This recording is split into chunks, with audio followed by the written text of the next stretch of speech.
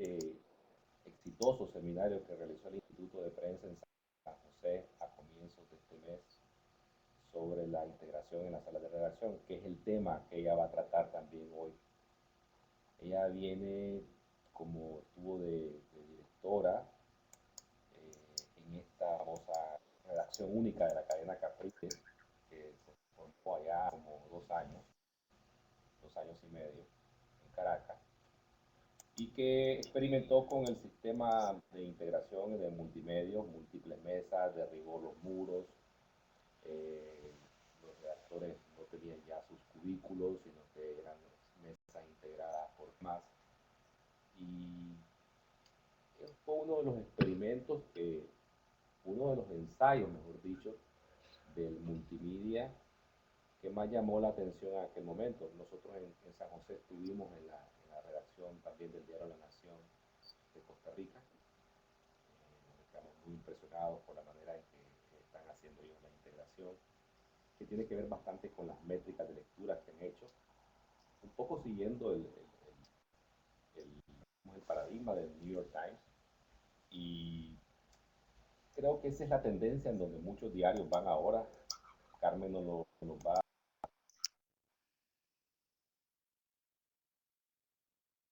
Creo que en realidad una gran oportunidad poder escuchar al que trabaja en medios de comunicación, al que trabaja en periódicos, este tipo de charlas que nos ayuda a todos a entender mejor hacia dónde nos encaminamos como industria, hacia dónde nos encaminamos como medio. Y sin duda que Carmen nos va a dar una charla magnífica, al igual que lo hizo a redes sociales de la redacción única de Cadena Capriles. Es una gran periodista, es una persona que viene del visual, es una persona que viene de un periodismo organizado, propiamente, y creo que vamos a disfrutar mucho de lo que ella nos dice. Adelante entonces, Carmen. Hola, un placer estar acá y muchísimas gracias a ti, Horacio, la CIP, y por esta oportunidad. Y bueno, y a todos los que se han conectado en esta hora de comida, que uno aprovecha para efectivamente formarse. Y bueno, espero que esta conversación les sirva, les sea de utilidad. No hay verdades absolutas, por supuesto. Voy a contar parte de la experiencia que tuvimos en Cadena Capriles y en la que creemos firmemente. Así que, bueno, bienvenidos todos. Este título del cambio en la sala de redacción sin traumas, por supuesto que es pretencioso. Siempre va a haber unos de los que estuvieron con nosotros. Por supuesto, alguno va a decir que no fue fácil, que hubo errores, y es así. Parte de aceptar los cambios es ser flexible, es aceptar que uno da 2 pasos adelante y un paso en muchas de las ocasiones. Con lo cual, lo que repito, voy a contar parte de la experiencia y parte de las cosas que sí hicimos bien, aunque en ese trayecto hubo, por supuesto, errores, pero parte del cambio es aceptar que uno se equivoca. ¿Por qué además les cuento esto de lo que hicimos en Cadena Capriles? Bueno, porque ahí logramos varias cosas. Primero, fuimos la primera redacción multimedia de América Latina en su estilo. Éramos o son 3 marcas y por lo tanto no era solamente una integración a nivel vertical que es de plataformas, sino también a través de lo que eran las diferentes marcas, con lo cual era mucho más compleja esa integración.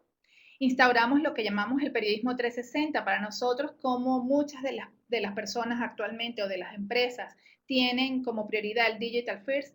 Para nosotros era muy importante no descuidar el papel porque era el 80% de los ingresos venían del papel, vienen todavía del papel.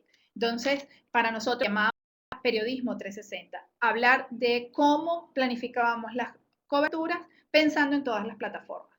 También teníamos reuniones de planificación de coberturas y evaluación multimedia, y esto nos ayudó muchísimo a revisarnos, a reevaluar estrategias e inclusive reevaluar coberturas de cómo lo habíamos hecho. En el tema específico de las evaluaciones multimedia, lo hacíamos mensualmente. Justo la primera semana de cada mes revisábamos lo que habíamos hecho el mes anterior y ahí veíamos no solamente, cuando digo multimedia es multiplataforma, porque veíamos desde las cifras de circulación de ventas que la empresa nos daba muy transparentemente y lo compartíamos con jefes y coordinadores de la sala de redacción, sino también que evaluábamos las estrategias de cómo viralizar o cómo mercadear lo que estábamos haciendo, porque era importante que la gente supiera la calidad de las cosas que estábamos haciendo.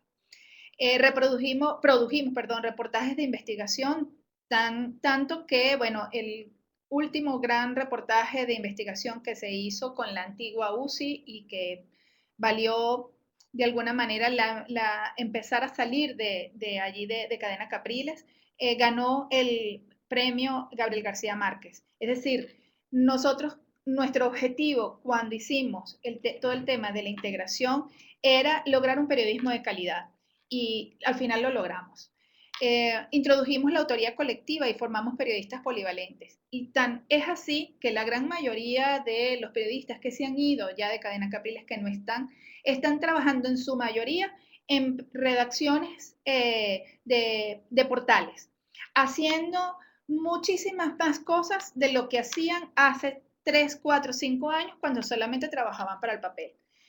Es decir, les abrió la mente e hizo que se colocaran en una mejor posición ante el mercado, ante lo que está exigiendo la industria. Con lo cual, para nosotros, eso es un logro muy importante. Pero, ¿qué hicimos? Más allá de eso, más allá de lo que mucha gente habla de lo que hay que hacer en la redacción y de integrar la redacción. Para nosotros fue muy importante tener el apoyo del resto de la organización. Y para eso se luchó muchísimo. Cuando digo se luchó, se trabajó. Y se trabajó en equipo. Lo primero que hicimos fue lo que nosotros, las callapitas. Hacer que mucha gente trabaje con un fin común. En este caso, para nosotros hablábamos de las callapas cuando hacíamos reuniones de planificación con el resto de las áreas. Adoptamos, como otras empresas, no necesariamente se tiene que hacer con el Balance Scorecard. Eso es una metodología, una herramienta que garantiza el seguimiento y el control de los planes de negocio. Nosotros lo adoptamos, pero en tal caso, aquí lo que quiero hacer notar es que trabajábamos con personas de diferentes ámbitos, de diferentes departamentos. Para ello, entonces hacíamos las reuniones de lo que era la planificación grande en el mes de noviembre, de lo que iba a ser todo el año siguiente, era la planificación anual, la planificación estratégica, en donde en esas callapas durante 2 días se hablaba solo de una marca, o Últimas Noticias, o Líder, o El Mundo, y centrados en redacción era quien dirigía toda esa reunión, junto con el departamento de ventas, el departamento de distribución, de tecnología, de finanzas, recursos humanos y mercadeo. Por parte de redacción trabajaba todo lo que era el Superdesk, o todos los que trabajábamos plataforma multimarca, más directores y jefes de cierre de esa marca en específico. E inclusive podíamos invitar a algunas otras personas, por ejemplo, si estábamos trabajando el jefe de la UCI, el jefe de la unidad de investigación, era importante que si considerábamos que escuchara y que aportara ideas. De allí lo que hacíamos es que de allí salían los planes de negocio, pero además vimos durante todo ese proceso, durante el tiempo que fuimos avanzando en eso, porque estamos hablando del año 2007, que eso necesitaba hacerle un seguimiento mucho más en pequeño y por lo tanto después hicimos lo que llamábamos las callapitas.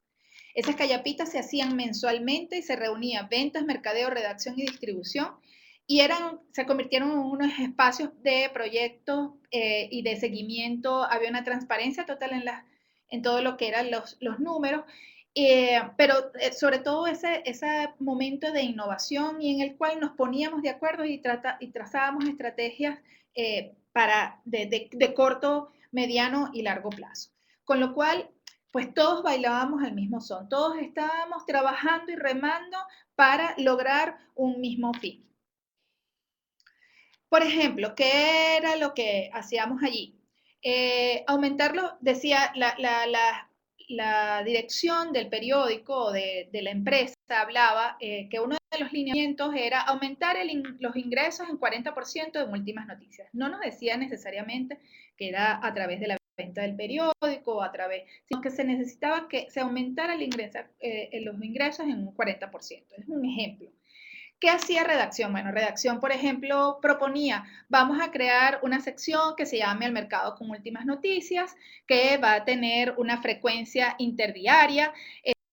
Además, se va a tener una cuenta especial de Twitter, una cuenta específica en la web, va a tener unos micros de radio y, por supuesto, va a tener su expresión en el papel. Redacción se planteaba eso. Mercadeo entonces decía, ok, nosotros vamos a hacer una campaña para dar a conocer esa sección que va a tener tales características. En el caso de publicidad, entonces decía, bueno, no solamente eso, yo voy a aumentar la cantidad de centímetros vendidos, vamos a hacer una app con respecto a esta del mercado de últimas noticias y a venderlo a algún cliente, vamos a vender esos micros de radio que ustedes van a hacer y vamos a evaluar las tarifas según las plataformas. ¿Qué decía distribución? Bueno, yo creo que con esa estrategia, con esa sección, yo puedo tener un aumento en la distribución y por lo tanto en la venta de ejemplares de A a B. ¿Qué hacía PGA, que era periodismo gráfico audiovisual? Bueno, ahí decíamos, bueno, nosotros vamos a proponer un video semanal en cuanto de corte utilitario que ayude a todo lo que es el mercado con últimas noticias. Por ejemplo, cuáles son las frutas de la temporada y qué hacer con esas frutas, cómo congelarlas, algo utilitario. Vamos a hacer una infografía que caracterice esa sección y vamos a crear la imagen como tal de esta sección en todas sus plataformas.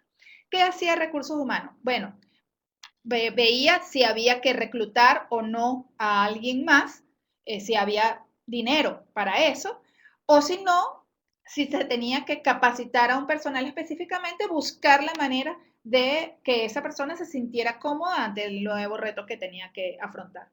Tecnología, bueno, tenía que crear la aplicación móvil y decir cuánto tiempo se iba a tardar y qué iba a necesitar para eso, al igual que la adecuación de la página web. Y por último, finanzas, bueno, agilizaría los procesos de proveedor, entrega de tiempo, si es que eso representaba un problema para ese aumento en los ingresos de últimas noticias. Ahora, viendo esto, pues los invito a que hagan un ejercicio rapidito mental y como vamos a hablar de 3 puntos, vamos a hacer 3 ejercicios a lo largo de esta charla. La primera es, ¿recuerdas algún proyecto al que la redacción le puso toda la energía, pero otras áreas de la empresa no se enteraron o no lo apoyaron? A nosotros nos pasaba muchísimo.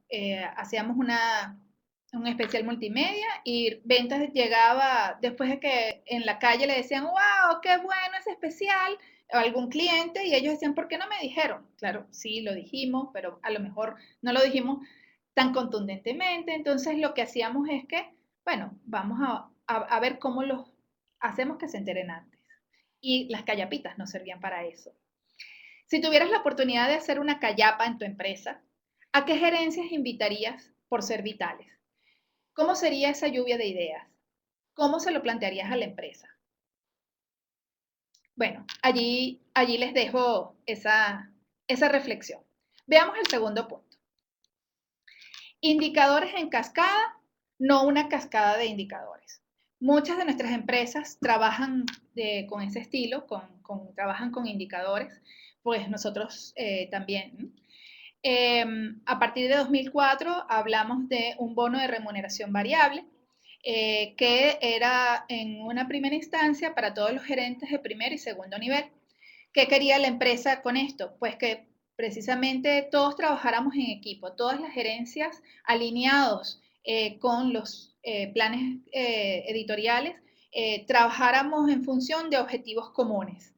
y por lo tanto, entonces teníamos, para yo poder cobrar mi bono tenía que, y dependía de otras personas, pues yo tenía que empujar y tenía que ponerme a trabajar en equipo con ellos. Fue una experiencia realmente maravillosa. Pero además en 2009, ¿qué hicimos? Incorporamos, a propósito de todo este tema de la integración, de que queríamos buscar la integración, incorporamos al tercer nivel, pero solamente en la redacción única, con lo cual los coordinadores de cada sección se incorporaron a esta manera de trabajar.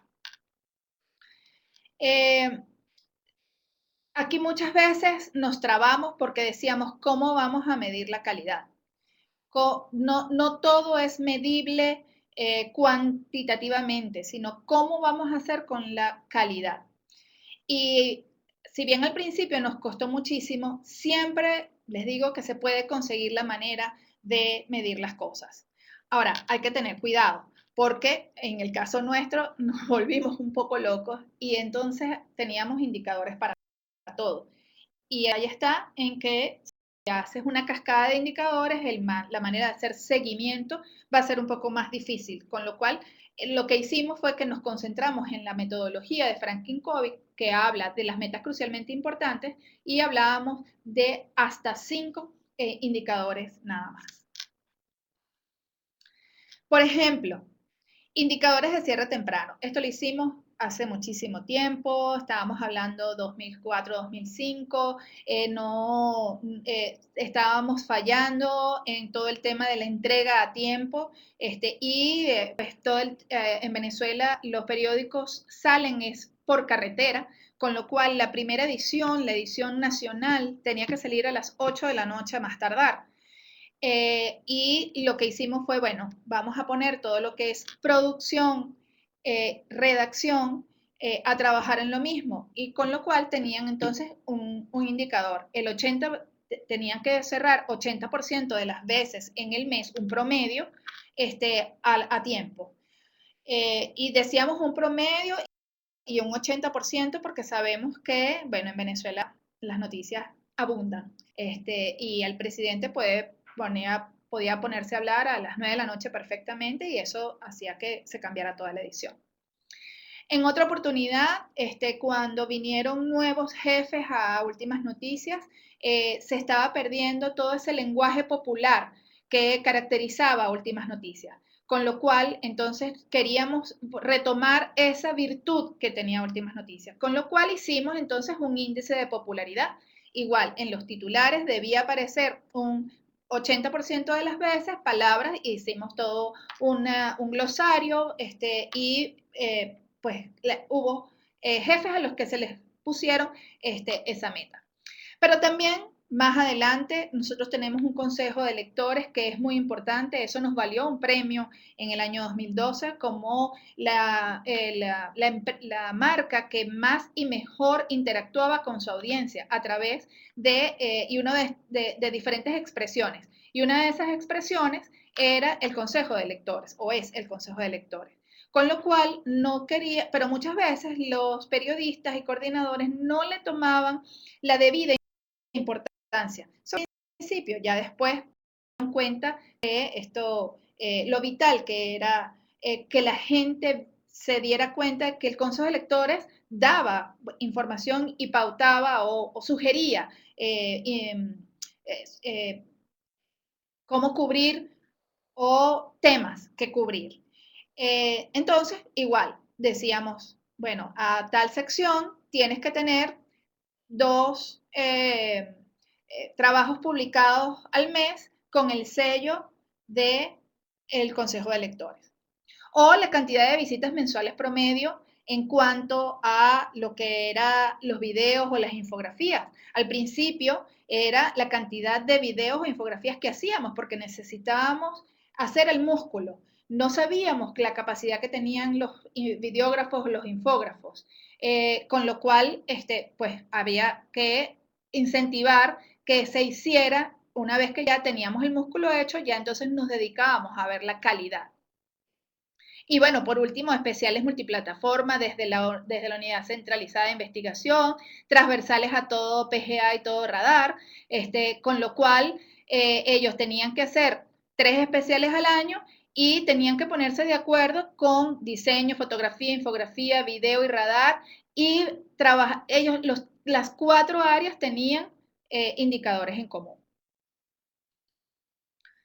Este es un ejemplo de cómo yo, en mi caso, que era la directora de PGA, tenía que alcanzar un promedio mensual de visitas en las diferentes narrativas visuales que produce PGA, es el tercero, mientras que en este caso el coordinador de video tenía que tener un top 10 de videos para últimas noticias con un promedio mensual de 3.000 reproducciones. Ese indicador apuntaba al indicador grande que yo tenía, que era alcanzar un promedio mensual de visitas en diferentes narrativas visuales. Les propongo otra vez el ejercicio. Apunta las tareas o personas que están bajo tu liderazgo. ¿Qué necesitas impulsar? ¿En cuál estadio se encuentra el equipo? ¿Comenzando? ¿Ya tienen un camino andado? ¿O qué necesitas consolidar? Y tan importante como determinar el indicador es cómo se hará ese seguimiento. ¿Tienes una persona para esto o los harán tus mismos colaboradores? Las mismas personas que están haciendo, que tienen que hacer los indicadores, son también quienes tienen que reportar que lo hicieron.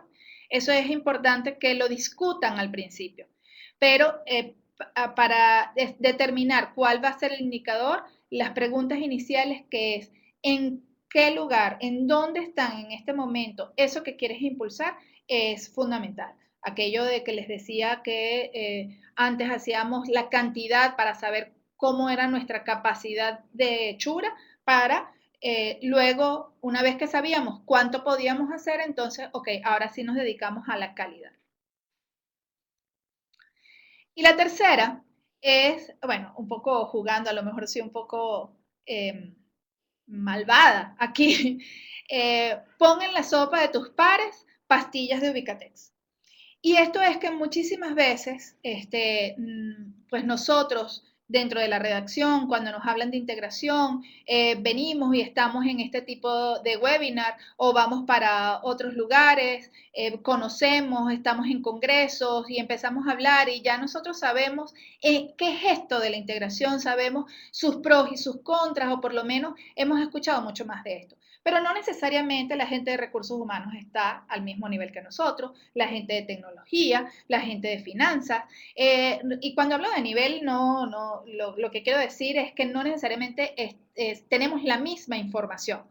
Con lo cual va a ser difícil para ellos acompañarnos o apoyarnos en las cosas que se necesita o que necesita la redacción para lograr un proceso de cambio, como es en el caso de la integración.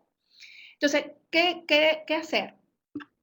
En el caso nuestro, hicimos, junto con recursos humanos, creamos un plan de cierre de brechas técnicas y de capacidades a 3 niveles: gerencial, coordinadores, redactores, y cuando hablo de redactores, hablo también de diseñadores, fotógrafos, infógrafos, videógrafos.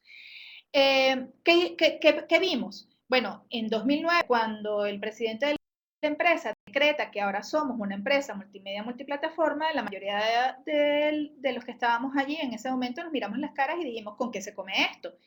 Y empezamos entonces a comérnoslo precisamente por partes, a ver menús, cada quien según como estuviera, su grado de instrucción, su grado de qué tanto avanzado estaba en la tecnología o no. Entonces empezamos a preparar diferentes cursos, cursos de nivelación, cursos para que todo el mundo hablara el mismo idioma. Les cuento una anécdota.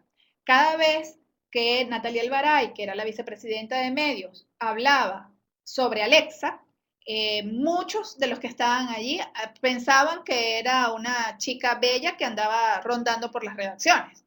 Y realmente después todo el mundo empezó a hablar de Alexa de una forma natural.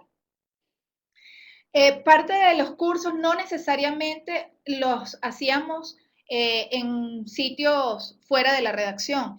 Inclusive había muchos que los hacíamos, que los impartíamos nosotros mismos. Por ejemplo, di 3 talleres de lo que eran narrativas multimedia. de cómo pensarlas a los periodistas, cómo hacer la planificación de ellas.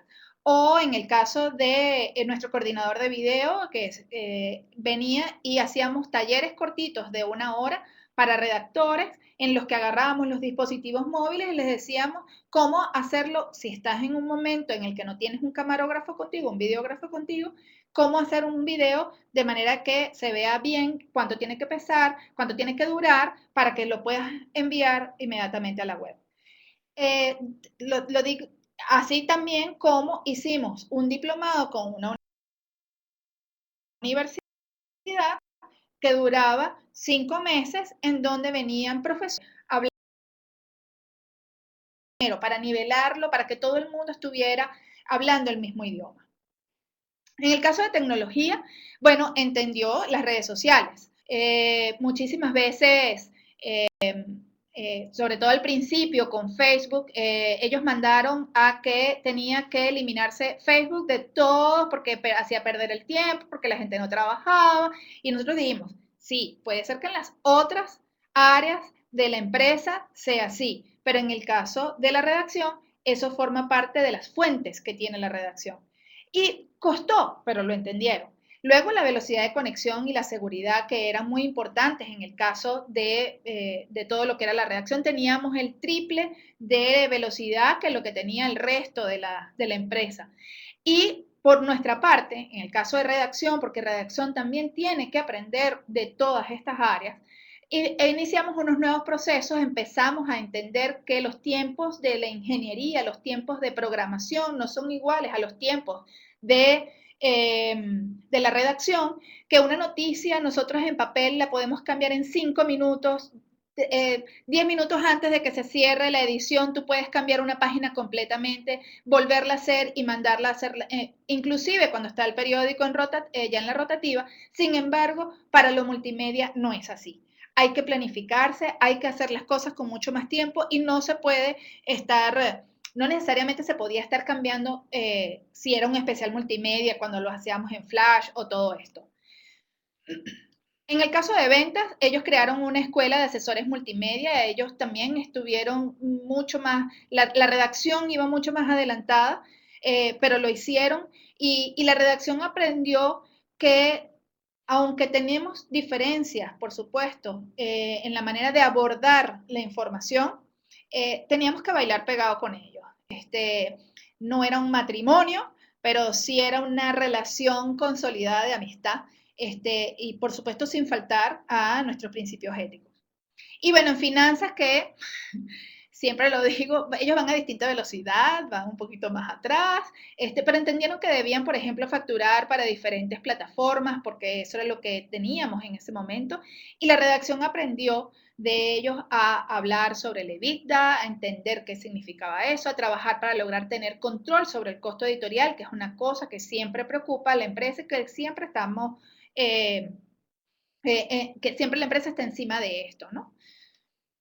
Por ejemplo, este era uno de los cuadros que presentábamos al comité editorial mensualmente, y esto era un trabajo de una tríada que era director de marca, director de mercadeo de marca y director de ventas de marca. Y entonces, bueno, ahí hablábamos de, por ejemplo, la venta de ejemplares, los ingresos por venta de ejemplares, la venta de publicidad, margen operativo y visitantes únicos web y móvil, porque si hablábamos de venta de ejemplares, también teníamos que hablar de visitantes únicos. Estábamos eran todas las plataformas. Cuando hablábamos de, además de web y móvil, allí también hablábamos de Twitter, de Facebook, de las redes sociales. Y bueno, cómo era la meta, cómo fue lo real, cuál es el cumplimiento y todo esto, ¿no? Esto se presentaba, repito, en tríada. Tercer ejercicio. Para comenzar a realizar la integración o proceso de cambio, lista las necesidades de la redacción. ¿Qué necesita? Capacitación técnica. Establecer qué es esa capacidad que necesita según si son jefes, si son gerentes, necesita saber dirigir a otros, necesita tener todo el tema de la innovación, necesita planificar, saber el desarrollo de otros para poder afrontar ese cambio. ¿Hablan todos el mismo idioma? ¿Qué necesito a nivel tecnológico? ¿O por qué? ¿Necesito cambiar de verdad? ¿O necesito repotenciarla? ¿O necesito aprender un nuevo software? ¿Cómo es mi relación con publicidad y mercadeo? ¿Son aliados o enemigos? De todas maneras, para todo proceso de cambio, hay que siempre pedirle al presidente que tenga mucha paciencia. Eso es fundamental. También, bueno, póngale una cinta adhesiva en la boca al que siempre te dice que no. Por supuesto, estamos bromeando con esto, ¿no?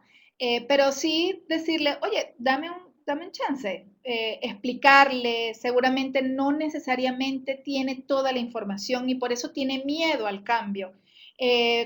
Por lo tanto, explíquenle o escúchenlo también cuáles son sus dudas. Mande a su gerente súper planificado de vacaciones. ¿Por qué? Bueno, porque todo proceso de cambio necesita flexibilidad y no necesariamente todo tiene que estar planificado. En Venezuela tenemos un dicho de cómo vaya viendo, vamos viendo, que puede sonar muy excesivamente relajado. Sin embargo, es importante que en los procesos de cambio se, se tenga esa flexibilidad. Sí, no lo dude, habrá que alfabetizar a varios, que es lo que estábamos diciendo anteriormente. Bájele el volumen a las ínfulas de los que la saben todas más uno. Dígale, sí, gracias por enseñarme, déjame vivir mi proceso. Vamos a ver cómo lo podemos comer acá. Cada uno tiene un proceso diferente y eso hay que respetarlo. Y eso sí, búsquese gente que lo entienda y que trabaje con entusiasmo, porque esos van a ser sus aliados y son los que van a llenarlo de alegría y van a celebrar todos los triunfos. Bueno, hasta aquí lo mío. Quise que fuese bastante puntual para, veo que hay bastantes, algunas preguntas y que seguramente van a salir más. Así que, pues, me dices cómo hacemos, Horacio, voy respondiendo, voy a echar un poquito para atrás, que creo que cosas todavía siguen escuchándome bajito. No, está bien, te escuchamos bien, Carmen. Ok, chévere. Mónica Ramírez de Castro. Espérate. Que parece que Mónica quiere preguntar algo. Ajá. Ah, ponle el teléfono a Mónica. Parece que Mónica, parece Castro quiere preguntar. Vamos a ver si tenemos y ella puede usar el teléfono. Adelante, Mónica, haz tu pregunta.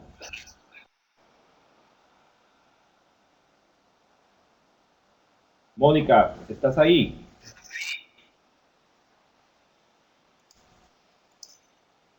Bueno, la pregunta que Mónica escribe es que le gustaría saber, dice a ti, Carmen, cómo se enfrentaron las cuestiones multitareas, el multitasking. ¿Tienes respuesta? Sí, fíjate, Mónica, eso fue algo progresivo. A ver, al principio, por supuesto, hubo personas que decían, ¿cómo yo voy a ir a cubrir algo y además voy a usar el Twitter y además voy a tomar una foto o voy a realizar otra cosa más? Y a medida que la gente aprendió a usar el Twitter, se dio cuenta de que estando o no en una cobertura oficial del periódico, la gente tuiteaba, ellos tuiteaban, lo querían hacer, de hecho, constantemente todo periodista que maneje Twitter, cada vez que va a una cobertura o está en su vida diaria y ve algo interesante que quiera compartir, inmediatamente lo tuitea. Entonces, eso fue lo que en las reuniones y eso fue lo que conversando nos dimos cuenta. Muchas veces nos decimos que no porque no sabemos cómo se tiene que hacer y tenemos miedo. Si bien es cierto, no voy a ser el mejor fotógrafo porque no estoy formado para eso, ni el mejor videógrafo porque no estoy formado para eso, voy a ser reportero en el caso de los reporteros.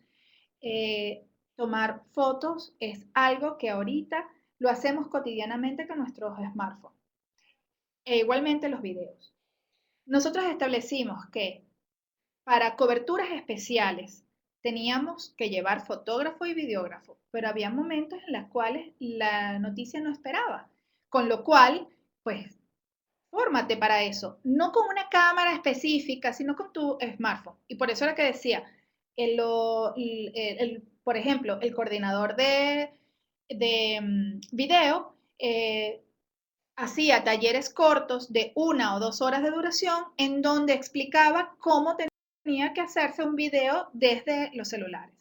Al principio, no todos nuestros reporteros tenían smartphone y nosotros hicimos una compra y establecimos por mesas, estábamos divididos en mesas, no por marcas, y cada mesa, dependiendo tenía adscrita a esa mesa, entregábamos entre 5 o 10 celulares o móviles, de manera que cuando iban a una cobertura que sabíamos que podía producirse algo, le dábamos el smartphone.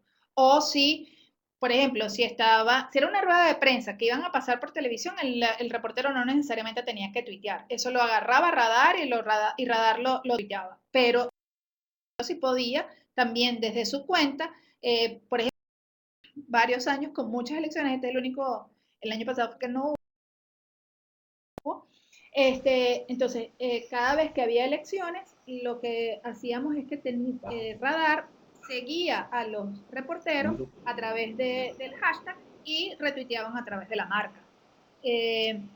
Repito, lo de multitarea se fue aprendiendo poco a poco y se fue perdiendo el miedo. Y sabiendo que no todo el tiempo se tenía que ser multitarea. Israel, nos escribe una pregunta Israel Pina, que es una pregunta que siempre sale y que nunca termina de discutirlo. ¿Qué pasa con los reporteros de la vieja guardia que no se quieren integrar a las multiplataformas? Hemos discutido y hemos hablado varias. A mí me interesa esta pregunta en lo particular porque yo creo que cada persona se pone sus límites y unos dicen, no quiero ya aquí la tecnología o este tipo de trabajo, de forma de trabajo, me rebasa, ya no puedo llegar yo ahí. Entonces, ¿qué opina Carmen de esto? Bueno, lo primero que yo les preguntaría ¿es necesario que todo el mundo esté metido en lo multiplataforma? No sé. Nosotros teníamos reporteros, fotógrafos, que nunca se metieron a lo digital, pero eran perfectos para el papel. Y como para nosotros, lo primero era el papel, o sea, éramos digital first, pero teníamos el periodismo 360, teníamos eso de que para nosotros lo más importante y teníamos que cuidar muchísimo era el papel. Entonces, habían personas que trabajaban perfectamente para la plataforma. Repito, yo tenía un fotógrafo que tenía 74 años y él todos los días traía una foto perfectamente para primera. ¿Por qué le tengo que exigir que me haga un video a ese fotógrafo? ¿O por qué al gran reportero tengo que decirle que tiene que hacer algo multimedia? Para eso también están las otras generaciones que también estaban allí. Entonces, hay que evaluar. Habían personas que, por ejemplo, todo lo que era Radar no necesariamente estaba para el papel, era para la web.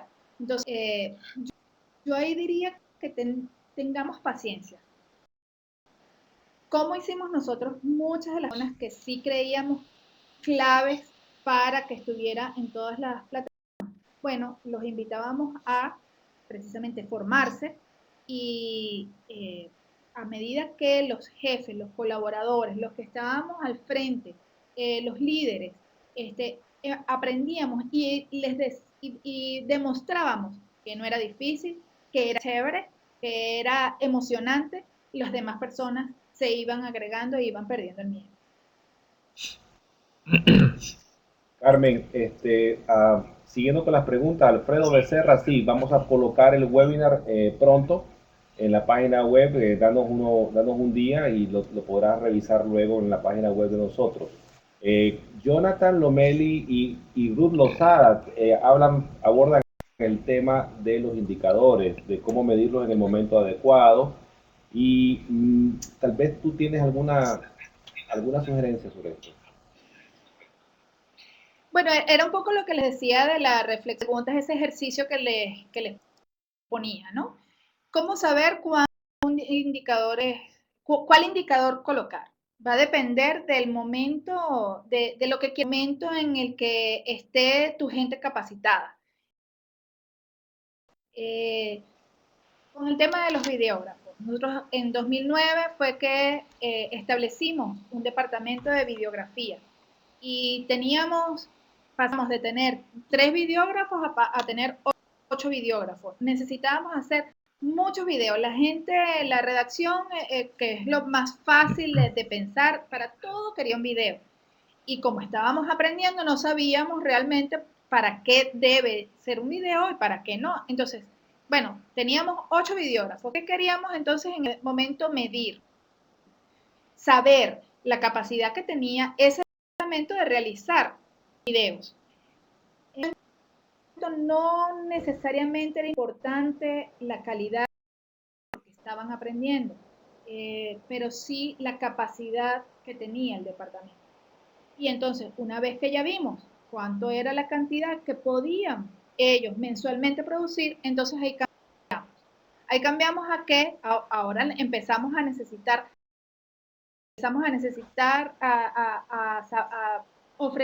queremos ofrecerle ahora a nuestras audiencias un material diferente que nos haga distinguirnos delante del resto de las marcas, del resto de las web.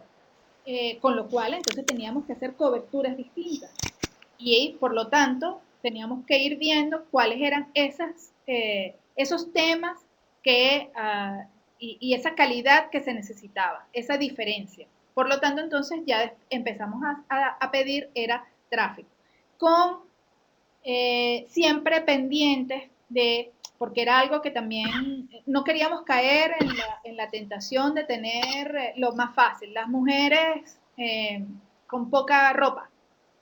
Si bien es cierto, en un principio utilizamos a una vedette muy conocida acá en Venezuela, porque queríamos hacernos conocer. Una vez que ya nos conocieron, le dijimos chao y ya empezamos a hacer todo lo nuestro. O sea, hay como que combinar eso allí. Pero en el caso de los indicadores para los periodistas, eran de esta manera. O también era, por ejemplo, al principio, cuando estábamos en todo lo que era el proceso de enseñarles que no era difícil colocar información en la web, entonces también era el número de notas que colocabas en la web para determinado tema. O el número de infografías multimedia que se hacían, 1 al mes, o 3 infografías de papel en el área de macroeconomía del periódico de finanzas, porque sabíamos la importancia que tiene la infografía en esa área, con lo cual le decíamos, tienes que hacer 3 infografías mensuales. De manera de hacer también, lo que buscábamos mucho era que la gente empezara a pensar más en eso, sobre todo si no tenías en el chip la importancia que tiene la infografía o la utilidad que tiene la infografía en determinadas secciones.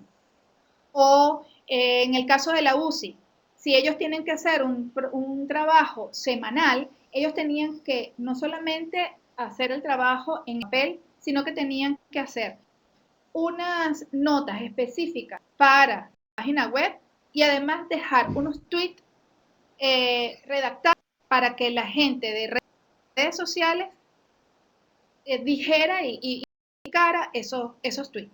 Entonces, ¿qué hacía la redacción, la unidad centralizada de investigación? Pues pensaba multiplataforma en todo su tema. Inclusive hasta con mercadeo si era un gran una gran investigación, hablaba de mercadeo para que mercadeo trabajara piezas de promoción para todas las redes. Entonces, eso también estaba dentro de los indicadores.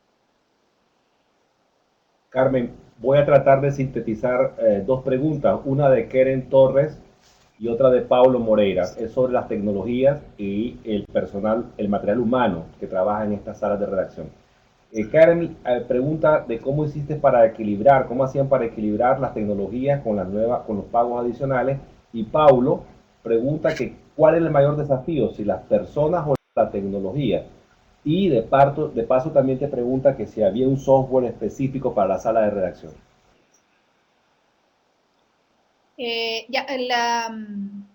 La primera no te entendí bien qué era lo que estaba tratando de Pregunta, leer. Bueno, Keren pregunta, Carmen, ¿cómo lograr el equilibrio del uso de nuevas tecnologías para el pago adicional? Es decir, el costo, me imagino, digamos, cómo se equilibró el costo de la tecnología para pedir el pago también a la gente adicional en los contenidos de pago. nosotros no teníamos contenidos de pago. El contenido de pago que había era la edición impresa que se suscribía a la gente para recibirla en PDF. Ese era el único contenido pago que teníamos. No, no había única que tenía en tal caso era el sistema editorial de Protec. Ese sistema editorial nos permitió que los 3 periódicos que en un principio no se veían, es decir, si tú trabajabas como redactor en Últimas Noticias, no veías lo que trabajaba el Líder o lo que trabajaba El Mundo. Eso hizo que después nosotros quitáramos esas barreras muy fácilmente porque es un tema de permisología y así entonces se pudieran compartir contenidos y lo que se hacía era que se cambiaba la versión o el enfoque. Lo hacía el mismo periodista. Y eso nos facilitó muchísimo porque además cuando nosotros programamos todo lo que era el sistema editorial, como en 2006 mi rol era editora gráfica, cosas que la verdad fue intuición, dimos cuenta que fue una gran decisión, era que teníamos la nomenclatura para los 3 periódicos. Eso hizo que cuando un redactor pasara de un periódico al otro, sabía que cada vez que viera TXT normal, ese era el nombre del estilo del texto en la manera de escribir. Por supuesto, en el caso de la web también era un solo CMS, y era también muy fácil. Ahorita no recuerdo exactamente cuál era, pero estaban a punto de cambiarlo. Ya yo no estoy en Cadena Capriles, yo me fui en mayo del año pasado a raíz de la venta, para que sepan, ¿no? Y cómo hacer para combinar que es más difícil el tema de la tecnología y las personas. Sí, la verdad es que son 2 áreas diferentes. En el caso de la tecnología, pues no necesariamente lo tienes que aprender todo, lo que tienes que saber que existen, tienes que entenderla, y nosotros nos dividíamos como por áreas, eh, siempre estábamos como pendientes y además nuestra líder, que era, repito, Natalia Albaray, que era la vicepresidenta de medios, es una persona que está muy pendiente y leyendo muchísimo acerca de todo este tema de la tecnología y era la que estaba como siempre poniendo la alerta, vean esto, estén pendientes de esto, vamos a revisar esto o aquello en cuanto a tecnología se refiere. Y por supuesto, escuchando a la gente de lo que llamábamos fábrica web.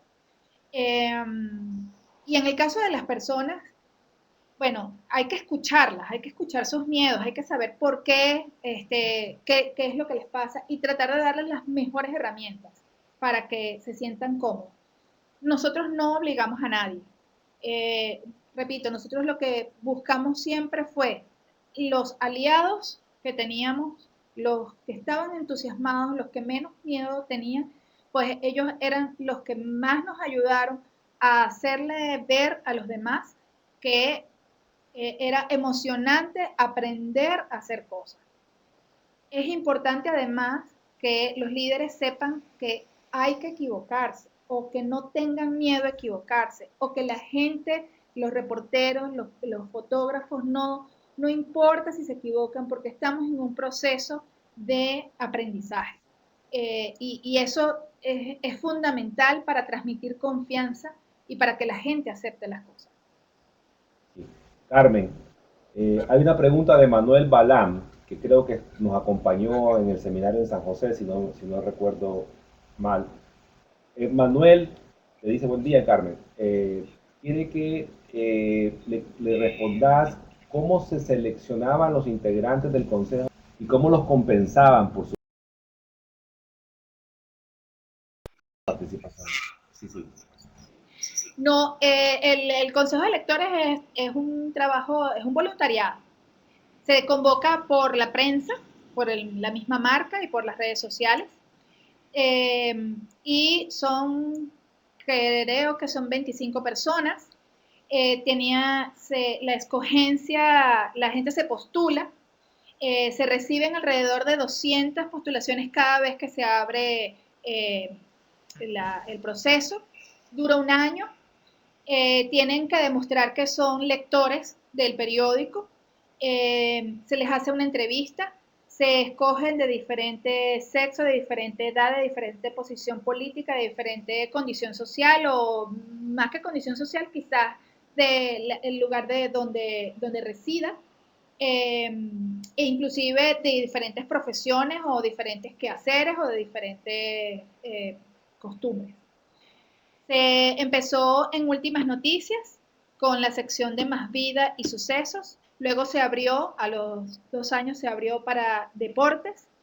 Y luego tanto el mundo economía y negocios como líder también abrieron sus consejos de lectores. Todos tienen características diferentes por la audiencia a la que se dirigen. Y por último se creó el consejo de lectores web, que para darle chance también a las personas que están en el interior del país y se reúnen vía web o vía chat. Una vez al mes hay reunión y ellos entonces traen los planteamientos, dicen qué se cubrió bien, qué no, qué les gusta del periódico, qué deben mejorar e inclusive hacen propuestas de temas que deben ser cubiertos. Y anualmente, desde hace 3 años, se hace el Congreso Anual de Consejos de Lectores, en donde no solamente van los que están en ejercicio, sino también los anteriores. Y bueno, estos años se creó el Premio por la Paz, que una vez se entregó en noviembre del año pasado. Realmente es una labor increíble que en este momento la coordinadora es Gisela Alvarado, Gisela Rodríguez, y la creadora de esto es, bueno, Natalia Alvaray, junto con Danisbel Gómez, que en ese momento la directora de Radar y ahora tiene otro. Yelixa me recuerda acá que Carmen, la página web del CMS era Kéntico. Gracias, Yeli. Carmen, ¿quiere decir que la compensación que se le da, el estímulo que se le da al Consejo de Electores es ese premio por la paz? Oh, No, ¿así es? no. A los consejeros no tienen premio, no tienen bono, no se les paga. Es un trabajo voluntario, absolutamente voluntario. Quizás lo que pudiéramos decir que es su premio es ver una de ellos en el periódico, que se refleje en el o la satisfacción de contribuir con que ese periódico haga un mejor periodismo. Pero es totalmente voluntario. Ya. Walter Kanki y Marvin David se refieren a Twitter. Primero preguntan que si tienes un manual, usted usaba un manual para el uso de Twitter y y en el caso de Marvin habla bastante del tema de las imprecisiones a través de Twitter. Bueno, nosotros no teníamos un manual. Hicimos muchísimas veces un decálogo y y al final nunca lo hicimos en el caso de lo que éramos el Super 10 y con algunos coordinadores, pero no lo difundimos. Era todo un tema, sí, si utilizar un único, como hacen muchas empresas. Al final creo que cada quien es responsable de lo que dice y, y, bueno, saber que eres periodista, aunque digas, eres periodista que trabaja en tal o cual sitio, aunque digas que esa es una cuenta personal, eso la verdad no es así, eres una persona pública y tú eres de hecho una marca también. Y lo que sí sabían las personas era que cuando iban a hacer una cobertura, iban a tuitear, sabían que la marca iba a retuitearlos, con lo cual tenías que ser mucho más responsable y mucho más pertinente y cuidar mucho más el lenguaje que cuando no estás haciendo una cobertura y estás estás en tu cuenta personal o estás en tu momento personal, ¿no? Era los acuerdos a los que llegamos. Carmen, Vi que Marisa había una Benítez, acá que decía si le pagan. que se me había Sí, sí, no quedado, la importa. había dejado para después una pregunta de Marisa Benítez. Ella quiere saber si hay resistencia de gremios ante la exigencia de trabajar en multimedia. Esto viene desde hace 10, desde que empezó a hablarse del reportero polivalente, los periodistas polivalentes, que se niegan a veces por convenios gremiales a trabajar por el mismo salario y tomar fotos, tomar videos. ¿Cómo lo manejaron eso en Capriles? Sí, nosotros al principio establecimos un bono por producción multimedia. Eh, si hicimos un listado, un cuadro, en donde dependiendo de si eras redactor, si eras diagramador, si eras eh, fotógrafo o infógrafo, y si entonces hacías tal cantidad de piezas, si habías hecho o propuesto un especial multimedia, tenía una serie de reglas para optar a tener ese bono. Y la verdad es que nos ayudó mucho, la gente se involucró, unos con mayor o con menor entusiasmo, eso no importaba, lo importaba es que la gente trabajaba para ello y después eso se convirtió en salario. Cuando hubo la discusión de contrato colectivo, pues se metió como parte del aumento salarial. Ya después, no, ya después la gente ya sabía que era multimedia, multiplataforma. Fue al principio, cuando estábamos comenzando. Sí, Carmen, antes de pasar a otra pregunta, me gustaría que le aclararas a Fernando Pupiales, expresa la preocupación de qué es el radar en multimedia, porque a veces los que están en eso hablan de radar, radar, y la gente a veces que no lo sabe, explícalo. Sí, disculpa. Radar para nosotros era la mesa que se encargaba de todo lo que es el breaking news y redes sociales. Radar estaba todo el tiempo frente a los monitores, rastreando la información de donde viniera, de radio, de televisión, de páginas web, de nuestros reporteros inclusive. Y eran los que primero soltaban la información a nivel de redes sociales, de la página web, y además se volteaban a decirnos a todos, a advertirnos, mira, está pasando esto. Eh, Como su nombre lo indica, estaban rastreando constantemente cualquier cosa que se moviera y que fuera noticia, para decirnos si no estábamos al tanto. Luego, las páginas web se nutrían no solamente de ellos, sino de las otras mesas que producían material mucho más en profundidad y que le hacían seguimiento a eso. Pero fundamentalmente Radar lo que se encarga el breaking news y Creo que tú querías referirte a una pregunta de alguien que había visto, Carmen, cuando yo te interrumpí.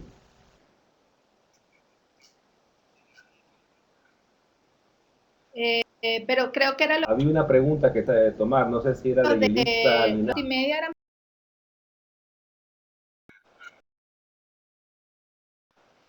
No, que Yelixa me estaba recordando acá que Kéntico era el semestre con el que se trabajaba allá en Cadena Capriles.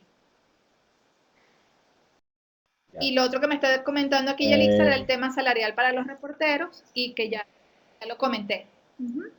Sí. Sí. La gente siempre pregunta la conferencia, nosotros, esta conferencia, Carmen, preguntan siempre que si pueden obtener esta Sí. conferencia. Nosotros no la podemos enviar, es un archivo muy pesado, pero sí estará en nuestra página web. Ahora le vamos a dar la dirección.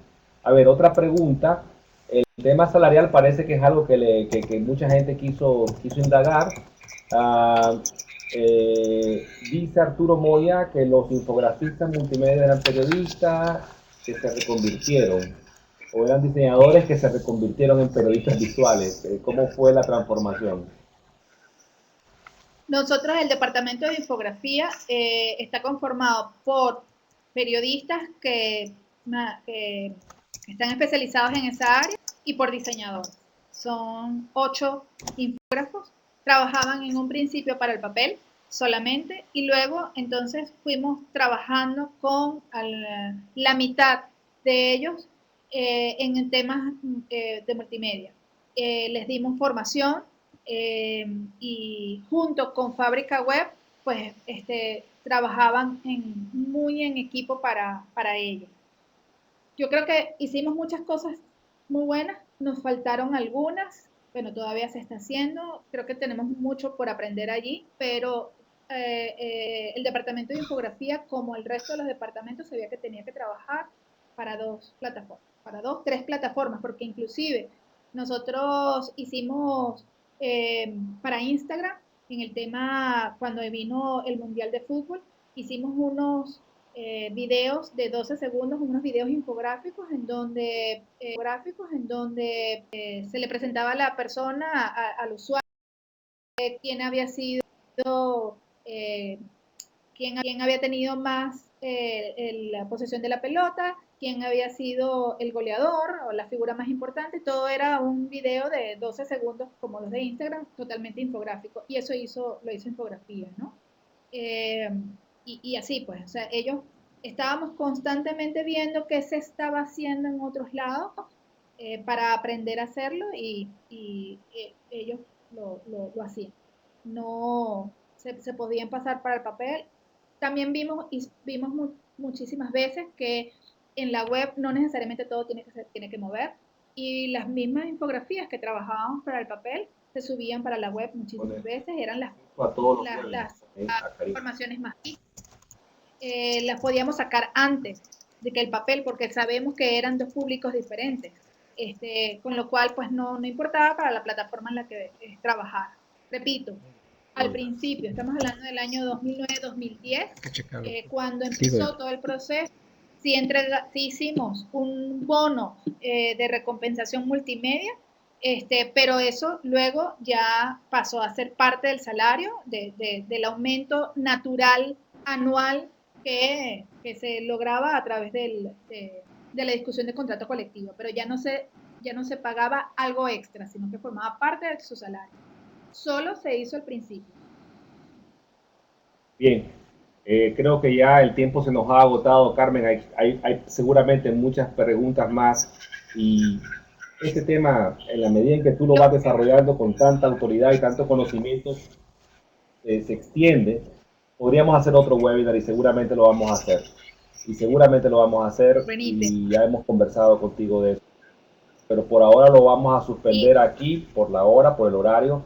Ha sido muy interesante, sinceramente, muy, pero muy interesante. No sé si tú quieres decir unas últimas palabras a los participantes. Bueno, nada, veo muchos comentarios buenísimos. Muchas gracias a todos. Alejandro, te estoy leyendo ahorita. Rodrigo, Marina, estamos a la orden. Mi Twitter es Carmenchu33. Nuestro correo de SDI, que es la empresa a la que formé junto con Natalia Alvaray y Yelitza Linares, que éramos, como comenté, Natalia Alvaray era la vicepresidenta de medios y ahora estamos en un emprendimiento en los que podemos ayudarlos con mucho gusto. Nuestro correo es sdigrupo2014